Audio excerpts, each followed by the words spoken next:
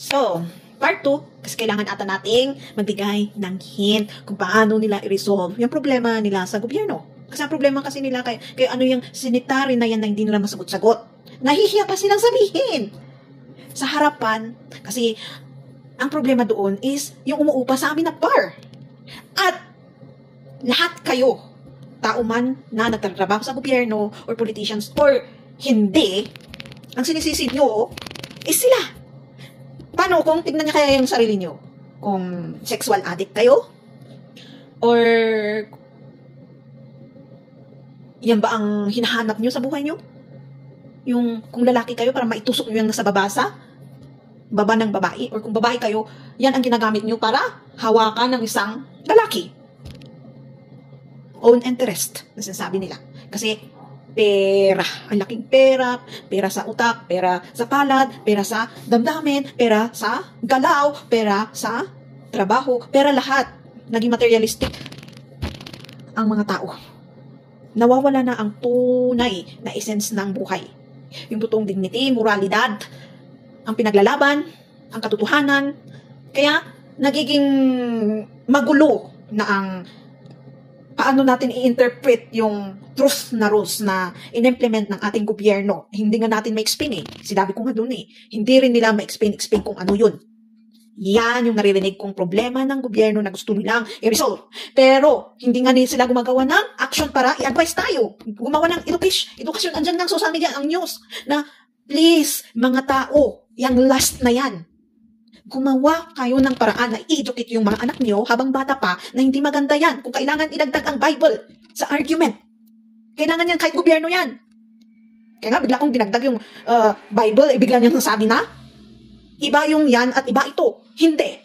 Buhay ang pinag-usapan natin. At ang buhay na yan is kasama ang dignity, ang tama, ang moral, characteristic, manners, and attitude.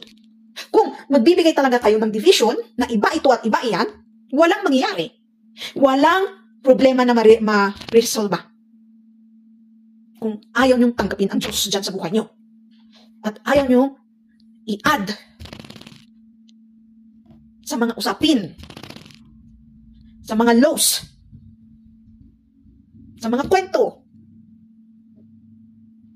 Lagi na lang iiral is selfish ego and pride. Lahat na lang negative na akala niyo positive kayo. Kaya, ang lumalabas dyan is laging discrimination, hypocrisy, weakness, at hindi kayo marunong makinig. Lalong-lalo kung andyan kayo as leader.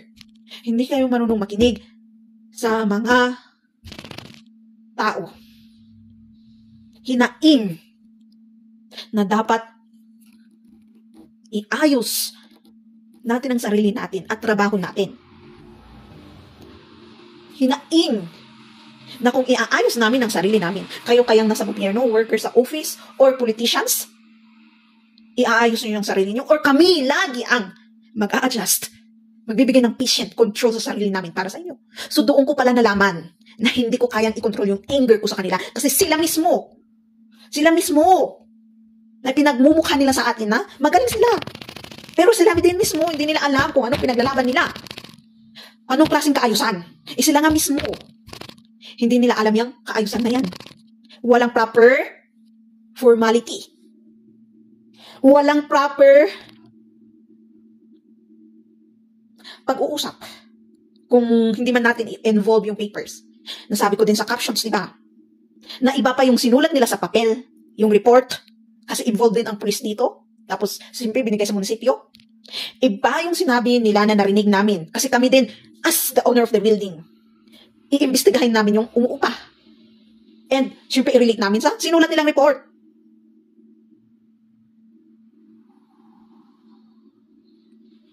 Ano yun? Para may masabing report? Tapos, bawal kaming magtanong? Tapos, merong nakasulat doon na bibigay ng protection sa kanila.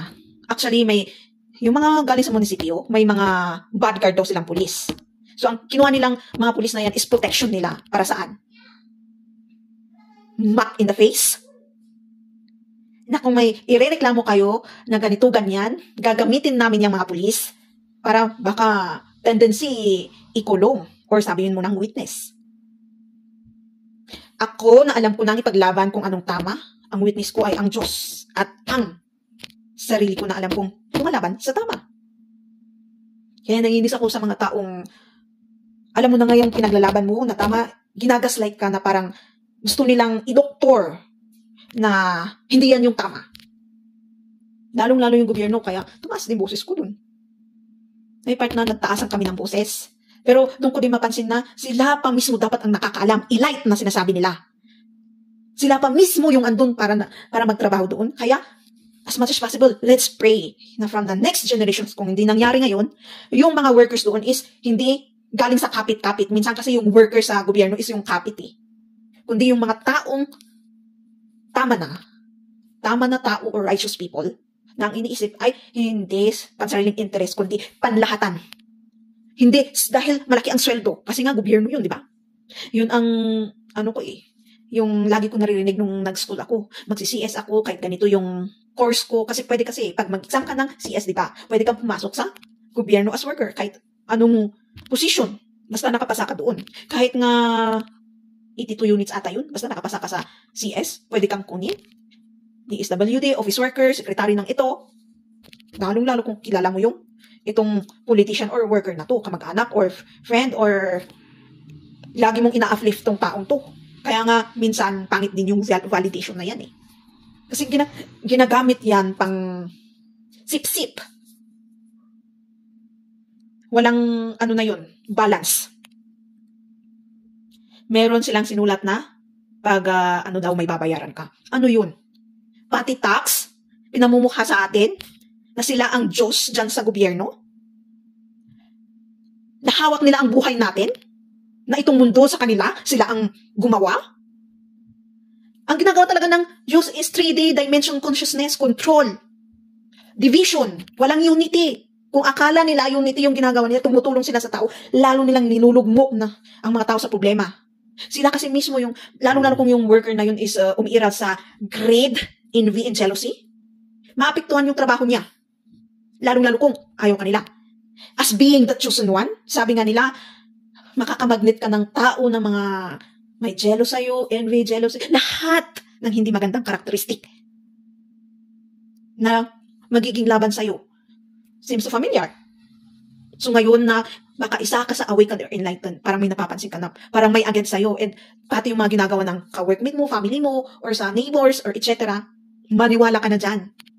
Ibig sabihin yan, may gustong iparating sa'yo, meron ka ding purpose, kasi na-enlighten ka nga, na-awaken ka. And, huwag mong isantabihan. Kasi hindi rin maganda yan. Sinong lalaban din para sa'yo? Para sa next generation? Kung single ka or may asawa ka, yung mga anak mo, apo mo, magiging anak mo, magiging apo mo, paano na sila? Isipin mo sila, kung nahihirapan ka ngayon, ipaglaban ng isipin mo ang karapatan din ng next generation. Kasi lost na tayo ngayon. Paano na yung next generation? Kung hindi nila naintindihan yung pinaglaban mo, ipilit mo sa kanila. Kasi prayer nga pwedeng ipilit eh. Pwede palang ipilit. Nasa James yun. Nakalimutan ko na yung verse and chapter.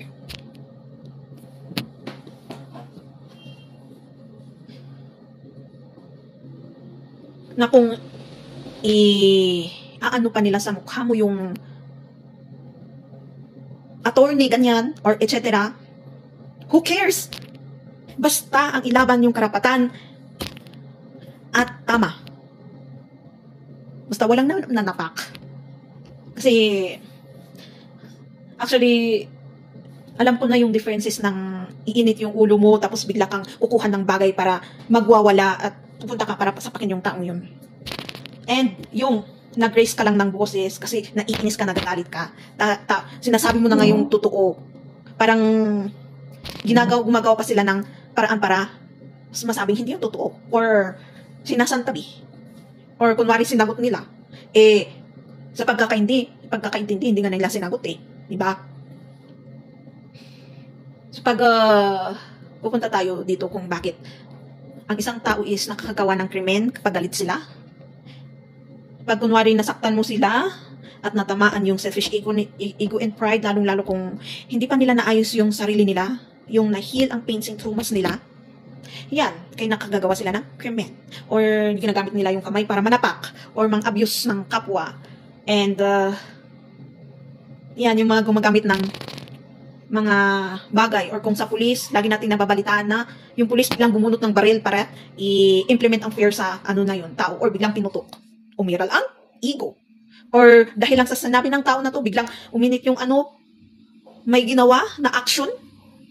Kasi narinig ko din sa kwento nila na nainis daw itong pulis na to dahil sa sinabi ng customer na agi-agin. Again, which is in our language, which I, paano ba sabihin sa Tagalog yun? Kunwari.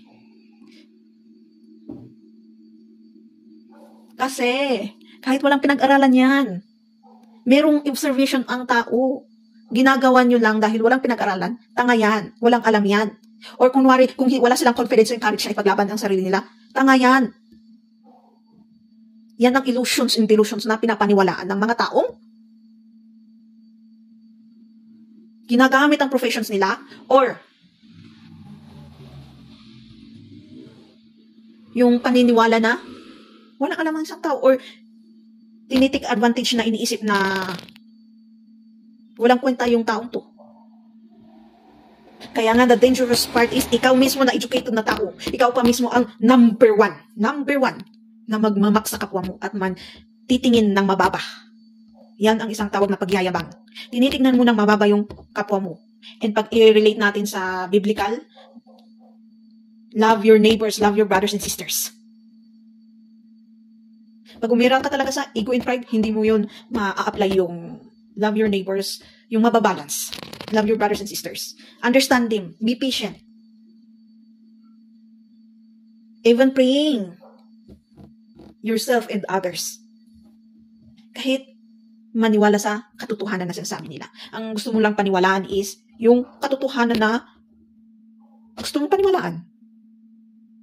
Na gusto mo ring mangyari. Kahit na mali yan. Kulto nga eh. Ang ginagawa nila na action sa mga rituals nila. Kunwari pag anong tawag doon? Una yun. Nakalimutan ko tuloy. Yung pag kahit English, ano ba yan? Biglang yung i-offer nila is buhay ng isang animals or tao. Ang tingin nila doon is tama. Basta makuha lang nila yung resulta, which is that's selfish ego and pride.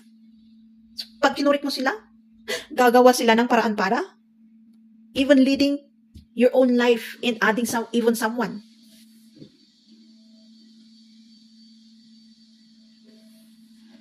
Kaya, ang daming taong nagtatanong kung talaga bang tama yung pinaglalaban natin, lalong-lalo kung isa din tayong nagpipreach or nagbibigay ng ganito, advice.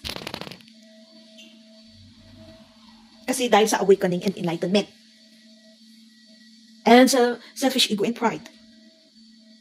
And kailangan patunayan, of course.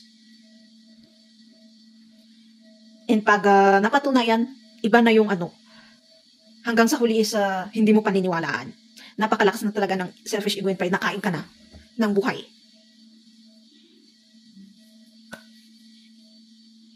And kailangan talaga natin i-open yung sarili natin. Damdamin at utak. I-ready yan. Nasa anong mang iba't ibang klaseng advice, motivation, masakit man yan or hindi. Para lang din sa well-being natin. Nakakaiyak yan or hindi. Nasa toleration of acceptance yan. Hindi lang sa ego and pride. Tas pag napansin mo, oo nga, ganito, ganyan, ang ginagawa mo noon, paano ka mag-ask ng kapatawaran? Kung hindi ka marunong mag-accountable, yan ang nakakatakot.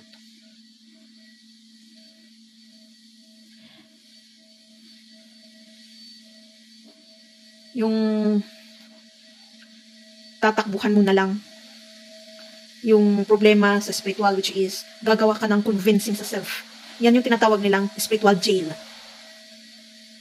kinukulong mo yung sarili mo. Hindi mo ginagawang malaya.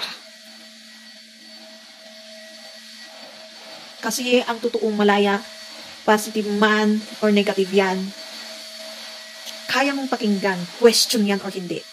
Isa din yan na paano patunayan kung okay ang isang tao, kung kaya niyang itolerate yung questions, na kahit negative yung questions. Magre-react yan yung taong ayaw na ayaw makinig ng question. Kasi parang nakabasa or nakarinig ako ng nagsabi na ayaw kong makakarinig ng question kasi parang question yung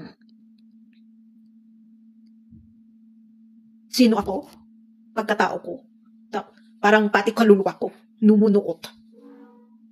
Kasi totoo, ang katotohanan or truth, questioning yun kung sino ba talaga tayo, kung kilala ba natin yung sarili natin, yung identity natin, o alam mo ang pangalan mo. Pero pag tatanungin mo, alam mo ba ang tama at mali? Oo. Alam mo ang pinaglalaban mo? Oo. Tapos i-explain mo nga furthermore. Meron yung mga taong hindi na nila alam yung i-determine yung pagsasabi ng totoo at hindi. At yung panglalait at pag-a-advise. Minsan yung tao sinasabing yung panglalait is yun yung advice, yung mali naging tama. Tapos yung advice panlalait, yung mali, yung tama naging mali, I mean.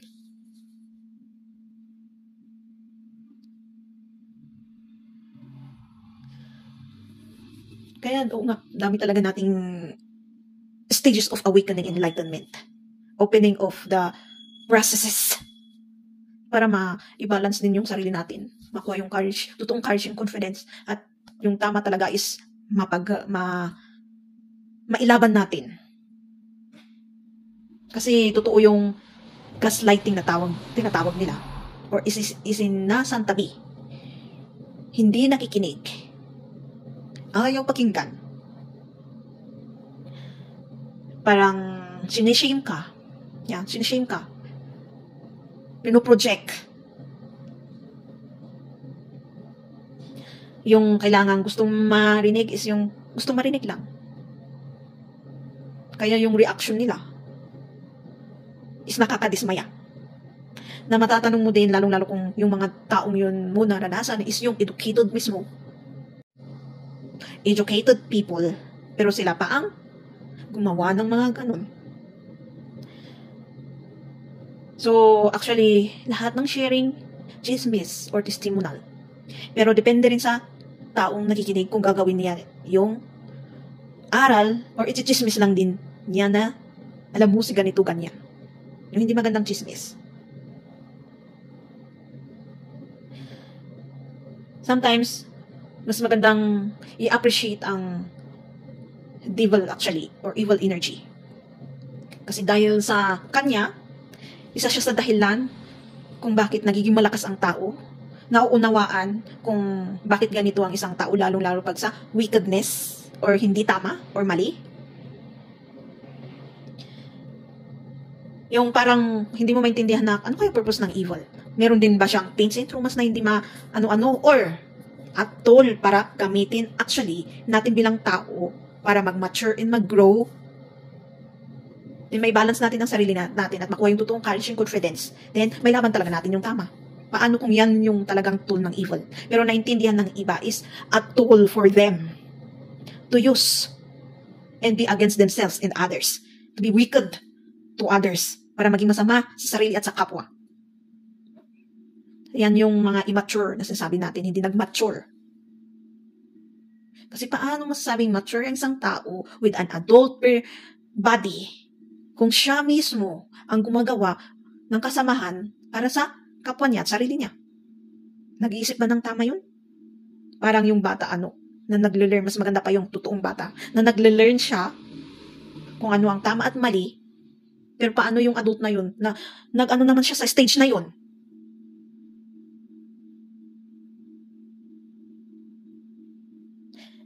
Mas maganda pa yung isang tao na inosente sa mga bagay na yun.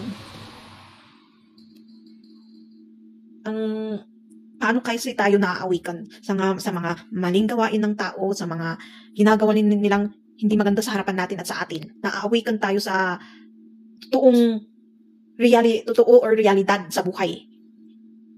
Na may ganitong tao, tapos dapat ganito ang gagawin natin. Hindi lang iwas, kundi merong tayong knowledge na mai-embark, na pwedeng ipasa din sa iba, na kung nakaranas ka ng ganito, yung may i-share tayo. Nakaranas din kasi ako ng, hindi ako mismo, pero yung taong inosente actually siya sa mga style ng scam. Pero kung paano siya magkwento, yung nasabi niya na, grabe, ganun pala ang scam. First time ko yung maranasan. Bigla akong na-open sa ganun na sitwasyon or karanasan. So, heto pala ako na inosente, tapos akala ko natutunan ko lahat. Pero nung naranasan ko yun, wow, nagising ako. Totoo pala yung mga ganun. A kind of awakening. So, idadagdag ko na lang to sa huli ng video kasi nasabotage yung ipopost ko sana dahil sa napuno yung storage ng phone ko. May mga sinulat ako sa screen na kalimutan kong sabihin. Nagpunta sila dito kahapon, Saturday pa pala yun, Sunday ngayon, 8 p.m. or more than 8 p.m. Na oras ba ng trabaho nila yun? At araw ba ng trabaho nila yun? And nagsimula ng nanita sila sa ordinance na sinasabi nilang nakaano sa papel na yun. Ang unang ilalaban ko yun, pinansin nila is yung umuupa sa amin. Nilalaban talaga nila yung lahat naman sinecheck namin. Pero ang sinasabi ko doon, ang unang pinansin nila is yung sa amin, or lalong-lalo yung building. Parang naging obvious lang nung nag-welcome kami ng bar na uupa, yung Lakor. Kaya sa city, sa Baguio at La Trinidad, yung lahat ng bar, ang dami namin nakita na sa Facebook gumawa ng page na lahat ng activity nila doon is pinupost talaga nila. For an evidence for sure kung anong nangyayari sa loob ng bar. Kasi ganito ang nangyayari. Harassment ang ginagawa nyo mga government worker. Kabastusan. Yung ginawa nila, ginawa nila na instead na makikipag-communicate muna sa amin for proper communication or sulat na darating sa amin. Ang nagparating sa amin is yung umuupan na bar na ipapadlock daw yung sino ang mas may karapatan sa building na yun. Kaya nga nabanggit ko din na sino sila para isipin na may karapatan sila na mag-decide sa moral, sa dignity, or sa laws. Sila may nakakasulat sa papel na magproprotekta sa kanila. Sa atin, wala. Kahit anumang mangyari, wala. Yan ang mali na ginagawa ng gobyerno. Corruption. Hindi lang tungkol sa pera na ninanakaw. Ugali din yan. For sure, hindi lang sa loob ng trabaho. May mali din sa loob ng sarili. Bahay na nadadala sa trabaho. Kaya ganyan. Na instead na ang ganda-ganda ng laws na nagawa ng gobyerno yung ancestors, hindi na-apply ng mabuti ng mga workers ng gobyerno ngayon na generations.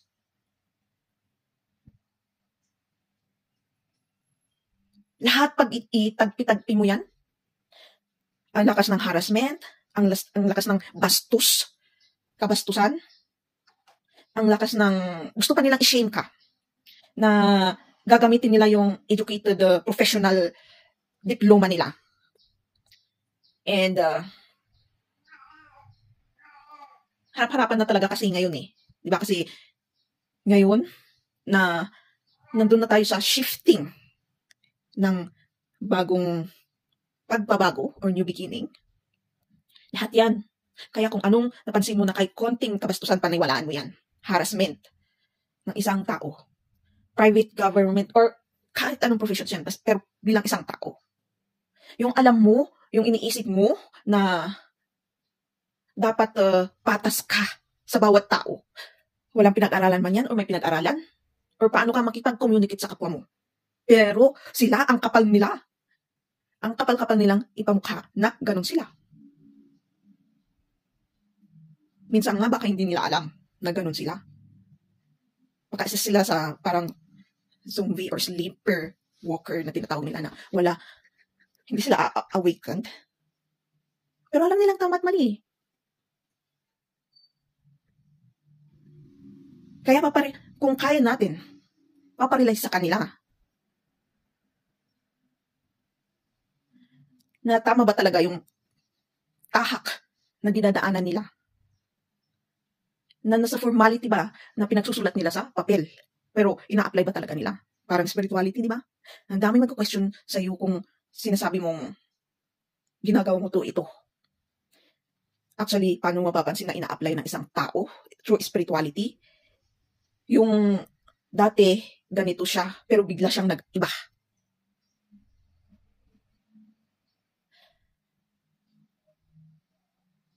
Dati, tahimik, pero biglang palaban na. Ibig sabihin, naumay na yan sa mga nakikita niya sa mga tao. Na pag tungkol sa hindi magandang ugali ng tao, sinasantabi nila na karanas na ako ng mga ganong senaryo. Kasi ang sasabihin ng iba is, hayaan mo na lang, ang Diyos ang bahala dyan. Oo, okay lang yun. Pero, magiging normal na kasi sa ibang tao yun kung walang bibig na magsasalita at maninita sa ganun. Yung complain natin, pakinggan sana nila. Hindi yung gagawa sila ng paraan na isasabat nila.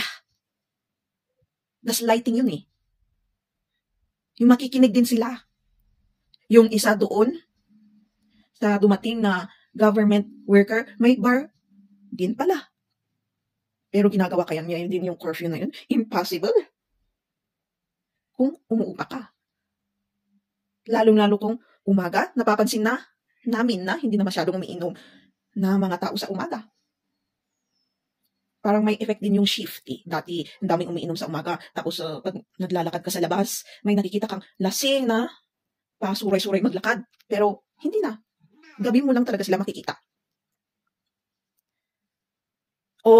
Yung mga tao ang nagsisimulang magbago. Pero, may nabanggit ako doon na ang Diyos is nasa 3D. Mali yun. Ang government talaga is nasa 3D. Nasa division siya. Gusto niya yung division kasi at least ang ganda-gandang tignan na may nagkakagulo at may inaayos. Pero, kaya ba nilang iayos katulad nitong issue na to? Hindi nga nila masagot-sagot. Na dapat yung ordinance na yan, nung kumuha yung permit, basta kahit anong nagpapaupa. Binigay sana nila yun. Huli na lahat eh. Ang pinaglalaban nilang government, public establishment, private yun. Nahihiya lang silang ipakita na punong-puno tong lugar na bar businesses kasi yun ang alam ng tao dito na gawin na business.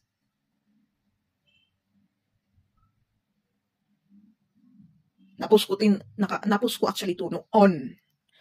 Pag mag-verbose ng videos. Yung tungkol sa nahihiya silang kasi binanggit ko din sa kanila. Ayan, di ba nagtatanong ako kasi naguguluhan kami na nagpapaupa, nagkukumplain yung umuupa sa amin na bakit ganito, ganyan. Syempre, kami na umuupa, magkukumplain din sa kanila. Hindi ba namin kayo binigyan ng yung papel na ordinance? OMG, huli na ang lahat. Mas nauna pa namin na welcome yung umuupa na yun kaysa yung kinuha mismo namin yung papel na ordinance nung sinamahan ko sila na kumuha ng permit. Kasi pabalik-balik sila na nakakuha na sila ng medical kasi kailangan yun. Police clearance, lahat na lahat. Kulang na lang is magbabayad ng permit and kukunin na yung papel na evidence na nagbayad ka. Mayor's permit. Di ba ang daming mali? Mall ba sila? Sila bang CEO or manager or ng mall? Para sila ang magpadlock ng building? Nandun naman tayo sa napapansin kasi namin yung tao dito sa lugar na to is pag may umaangat na kapwa nila or dayo na magbi-business, may paraan sila para paalisin. Mga ganong paraan na kunwari ginagamit nila is yung papel. Lalong-lalo kung hindi government worker yung so magtutuwad siya sa kilala niyang government worker, gagawa sila ng paraan, tapos gagamitin yung laws Tignan mo nga kung gaano ka kurap na talaga ang pag-uugali ng tao.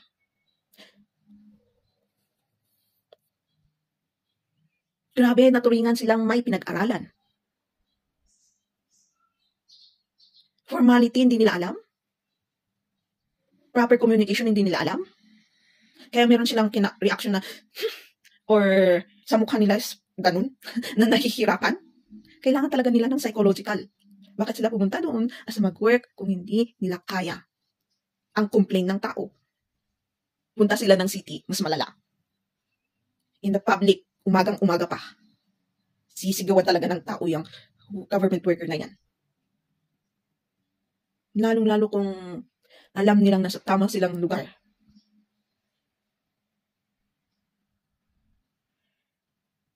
Alam niyo kung bakit binabastos kayo ng isang tao? Isa is bastos ka din ng tao. Yung isa is iba naman ang iba na rason. Yung may nakikita sila na gusto nilang sirain ganun. Or anointing of God. Kasi sabi niya may mga related yun to spirituality. Or the chosen one na nabanggit ko. So, pag isa ka na sa nag-aaway kang nag-enlighten, magandanda ka na. Magiging chosen one ka na may magiging task ka through doing your life. Hindi lang tungkol dito sa pagbibigay ng message. Pero na-enlighten ka nga, naawitan ka, kaya masisimulan mo nang dumaan sa tamang tahak. At may darating naman na gustong sirain yun. Na alam mo nang ipaglaban yung tama at mali. At nasisimulan mo na rin i-correct ang isang tao, mag-advise, mag-motivate. Parang nare-realize mo na yung tamang service of others.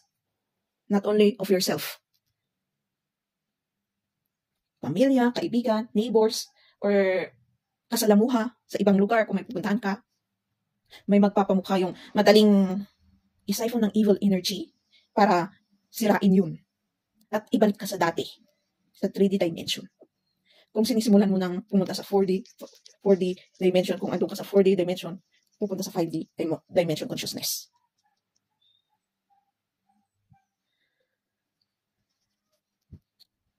Kasi napapansin ko talaga na kami mismo na nakatira dito sa building, parang wala kami karapatan.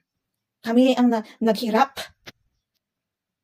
Yung mga tao na nakasaluma or minsan yung umuupa sa amin, parang sinasabi nilang wala kaming karapatan na as owner na sabihin ang gusto namin or sitain sila sa gusto naming kaayusan. Na okay lang sirain nila, dugyutin nila, or i-look down nila kami. Weird.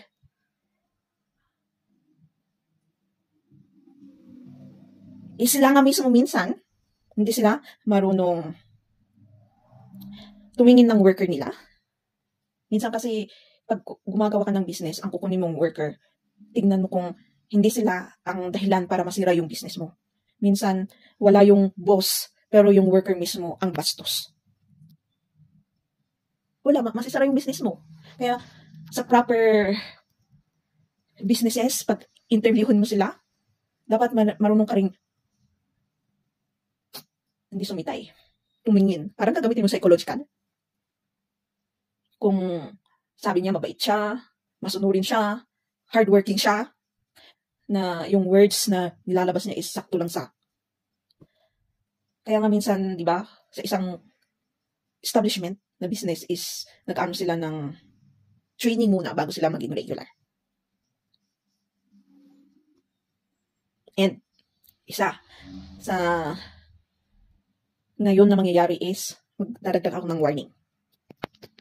Yung mga mahihirapan sa kanilang work, sa communication, or pakikisalamuha sa kapwa niya, pag gumagawa ng business, is tignan mo muna ang sarili mo bago ka magsalita ng hindi maganda sa kapwa mo. Kasi yun ang magiging black magic na magiging against sa progress mo. Baka yun pa ang nagiging dahilan para maging malas yung daan na tinatahak mo sa buhay mo.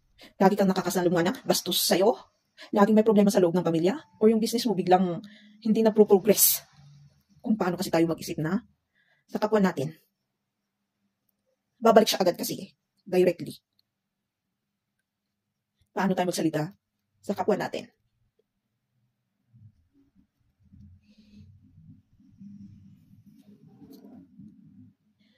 So, sana implement nilang edukasyon sa sarili nila, sa pamilya nila, sa mga anak nila, na kung yung problema nila is yan, sexual transmitted disease. Kasi parang halos lahat millions na ang may ganun na problema. Hindi, gamitin nyo ngayong common sense. Naging normal kaya, kahit hindi lang nagtatrabaho sa bar. Yung, meron nga yung chat na yan Kahit anong social media, lalong-lalo yung meeting app na sinasabi nila. Yung dating kilala ko is yung Tantan. Yung dating app. Or date lang na kakikilala or sa chat nga, mag-date, tapos gagawin agad yun. Yung one night stand. Ginawang laro yung last. Kung educate kayo natin yung kapwa natin, sarili natin, nagagawin lang dapat yan pag kinasal. And kung kailangan add yung biblical education, which is the 10 Commandments, ganun. Ang Diyos, nakasalanan yun pag hindi ka kinasal at ginawa mo. Walang division. Kahit hindi mo kaisipin kung may paniniwala sa Diyos or hindi. Basta may paninindigan ka na sinabi mo yun, makikinig yan. Kahit hindi maka-Diyos yan. Sasabihin nila din sa utak nila or babanggitin nila sa'yo na, oo naman, tama ka. Kaya ang daming sakit. Basta paninindigan sa sinabi mo, makikinig yan. Hindi yung sinasabi mo nga pero merong doubt or fear na baka itong taong to ay sasalungat sa sinasabi ko. Meron kasi yung feeling na ganun tapos sinasabi mo sa tao. Kaya kung nung question ka niya na ginagawa mo naman or naniniwala ka naman, yung meron yung reaction mo na, parang nakita niya na hindi mo na alam yung sasabihin mo or gagawin mo kasi na-question ka. Takot din kasi minsan tayo sa question na babalik sa atin. Psychological lang lahat yan. Nangyayari sa mundo. Kung paano tayo makipag-communicate, paano natin paninindigan yung sasabihin natin, lalong-lalo kung katotohanan. Kasi sasabihin talaga ang galing ng tao na magsabi na, kasinungalingan yan. Ilusyon yan. Pero ikaw na nanindigan, sabihin mo na hindi yun, ilusyon, totoo yun. So, naging mahaba to. At sana, may nakinig, kasi mahaba talaga.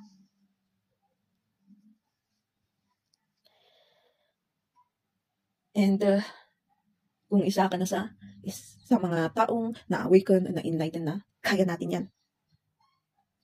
Ang blessings na ibibigay is hindi temporary. Katulad ng materialistic world, napaka-temporary. Permanent. Na kahit dumating yung ganyan na problema, yung alam mo na may tutulong sa'yo, na kahit wala dyan sa tabi mo, yung kaya mo nang mag-stand. Yung isa sa ituturo niya is yung courage and confidence na kaya mo nang mag-stand. Ipaglaban ang sarili mo kung hindi mo kayang, kung walang maglalaban para sa'yo. Kasi mostly, loneliness din ang isasisira sa atin. Validation, ganun. Ang validation natin as yung Diyos at paniniwala natin sa sarili natin na kaya natin.